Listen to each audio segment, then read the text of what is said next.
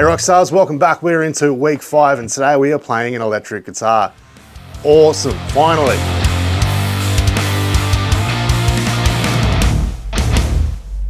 So today we're going to have a look at song structures and how to read a chord chart. Really essential skills if you want to play in a band. But first we're going to learn 2 new chords, the A major and F major chords. So starting with A, same deal. We're going to play the chord, play each string.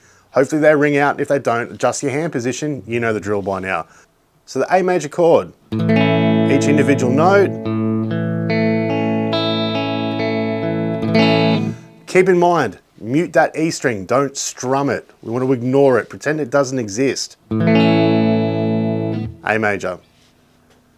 Now moving on to F major, we're going to learn a new concept and that is called barring the strings. And then what we're going to do is ignore everything I've taught you so far and use the flat part of your finger to bar, which means press across a couple strings, the B and the E strings on the first fret. So what I want you to do is just practice that to start with. Put your first finger, your index finger, across those 2 strings. Use the flat part of your finger to press them both down at the same time. And just practice that for now. Make sure you can get that ringing nice and cleanly. Now to play the full F major chord, each individual note. Awesome, we're going to ignore the E and A strings and just play the bottom 4. Awesome, let's move on. Now think of your favorite song, really any song you can think of, and they're made up of a collection of different sections to form a song. They might be, an intro or a verse, pre-chorus, a chorus, a bridge, solo, an outro. All these different parts are what make our favorite songs special. As a challenge this week, I want you to have a look at the handbook. There's a really brief explanation on what a couple different types of song sections are, like intro and verse and chorus. Have a listen to your favorite songs and see if you can pick up what sections are what in each of the songs. Here's a tip for you though.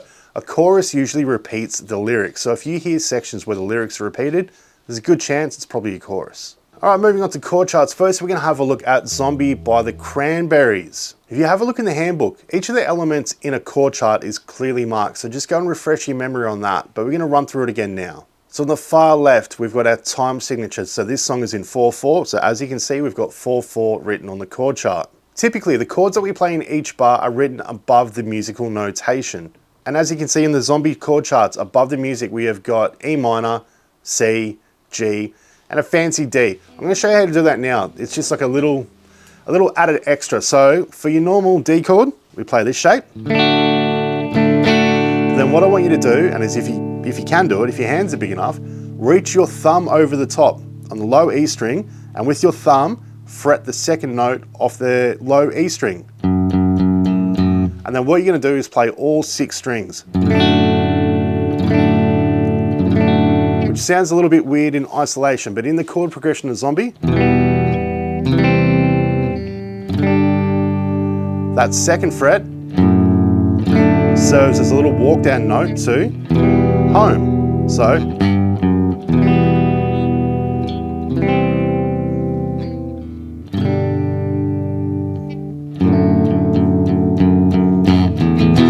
how good's that? Sounds fun.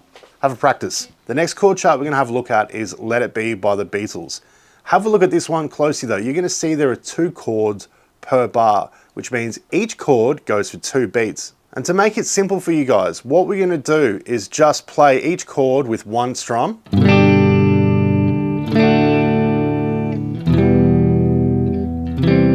But if that's easy for you, play the quarter notes.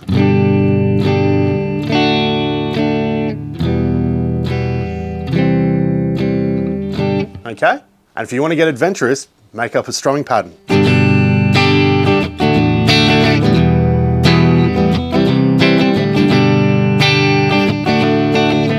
then the chorus, chords change.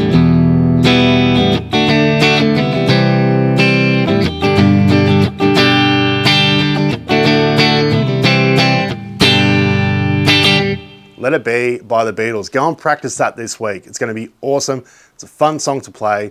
It's simple and it's going to test, all the chords that we know already You can practice your strumming patterns, you can practice your down ups, have fun with it. Now in our tone and gear focus for this week, we're talking about the volume knob, specifically on the electric guitar, which on my Telecaster is this one up the front right here. So what that does is if it's all the way down, nothing comes out. Turn it all the way up,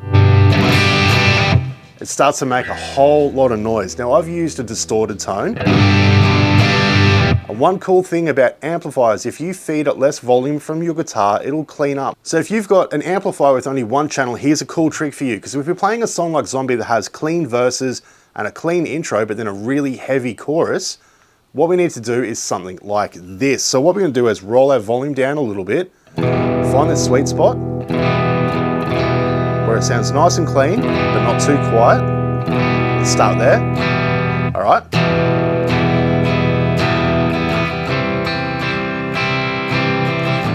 And as we come into our chorus, we can roll the volume up.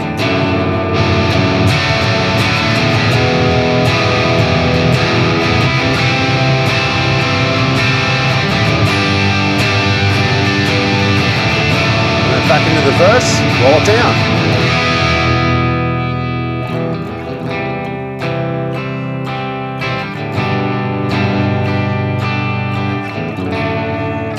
How good's that? All right, guys, that's week 5 done. It's been a big one. I will see you guys in the next week. Go and practice heaps. Have a play through those chord charts. And then I want to challenge you with something else. Think of a song that you like the best. Go into Google, type in that song, chord chart.